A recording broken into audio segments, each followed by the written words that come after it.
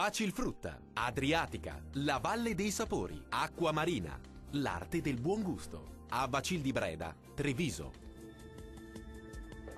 Benvenuti al Meteo. La giornata di sabato 6 luglio vedrà delle infiltrazioni umide che raggiungeranno nuovamente le Alpi provocando acquazzoni e temporali, ma non soltanto sui rilievi.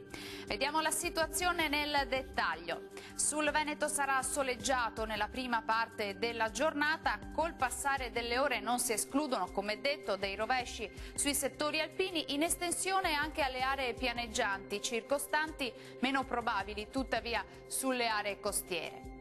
Temperature minime tra 18 e 24 gradi, valori massimi sempre piuttosto bollenti, compresi invece tra 31 e 36 gradi.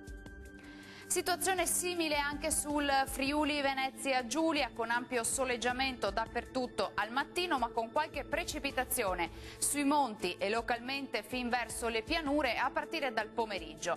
Attenzione a possibili temporali intensi. Temperature minime tra 21 e 24 gradi, massime oscillanti tra i 30 e i 33 gradi.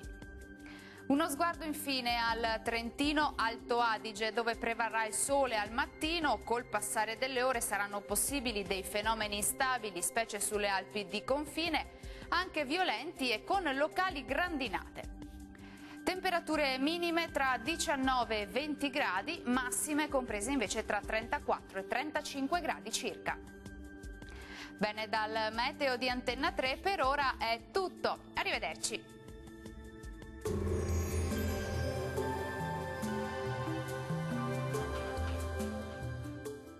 Facilfrutta, Adriatica, la Valle dei Sapori, Acqua Marina, l'arte del buon gusto. A Bacil di Breda, Treviso.